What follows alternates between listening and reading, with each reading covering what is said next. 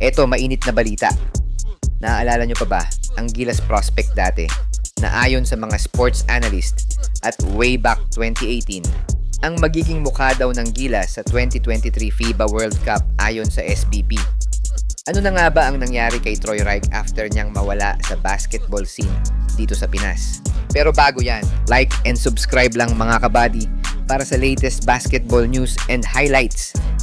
Isa sa mga exciting na programa noon ng SBP para sa year 2023 ay nang magkaroon ito ng pool para sa FIBA World Cup 2023 event na gaganapin dito sa Pinas. Isa nga tayo sa pinalad na makapag-host ng FIBA World Cup Games matapos ang ilang taong pakikipagbid sa naturang event. Marami ang na-excite dahil finally nakikita na natin ang improvement sa ating national team dahil mga bata at mga A+ prospect ang nasa listahan ni Coach Chot at wala halos PBA player ang nasama sa pool. At isa dito ang Phil-Am 6'7" at nooy 21-year-old Gilas prospect na si Troy Reich. Ano nga ba ang nangyari sa kanya matapos ang 23 for 2023 program ng SBP dati?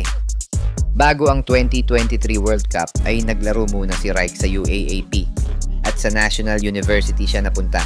Hindi nga lang impressive ang naging debut game ni Troy sa NU averaging just 6 points at 7 rebounds at kalaunay umalis din sa NU at nagpa siyang pasukin ang 2020 PBA Draft.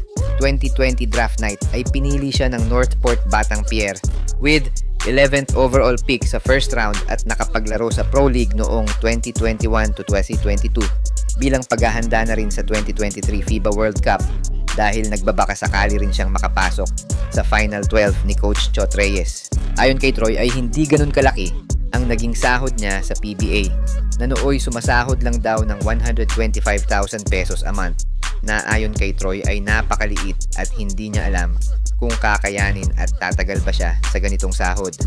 Kalaunan nga ay umalis din itong si Troy sa PBA year 2022 at hindi na tinapos ang kanyang kontrata sa Northport dahil sa issue nga daw ng sahod.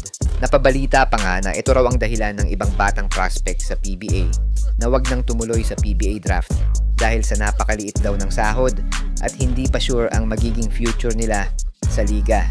Fast forward 2025, matapos iwan ni Troy Reich ang professional basketball, ay isa na siyang successful businessman at isang full-time content creator sa San Francisco, California, kung saan mas kumikita daw siya ng triple o higit pa kesa sa nakukuha niyang sahod sa PBA noong siya ay naglalaro pa dito. Ayon kay Troy ay naglalaro pa rin naman siya ng basketball sa US pero hindi na as professional at mga pick-up games na lang at mga recreational leagues. Nag-a-assist rin si Troy as practice guide sa WNBA teams na New York Liberty at Golden State Valkyries. Bagamat hindi maganda ang naging career ni Troy Reich dito sa Pinas, ay nagpapasalamat pa din daw ito sa mga experiences at friendship na kanyang nabuo sa mga dating kasama sa Gilas at PBA. Ngayon ay nakafocus na raw si Troy sa kanyang business at kanyang fiancé na si Lily Hurtubise na isang cheerleader sa Golden State Warriors sa NBA.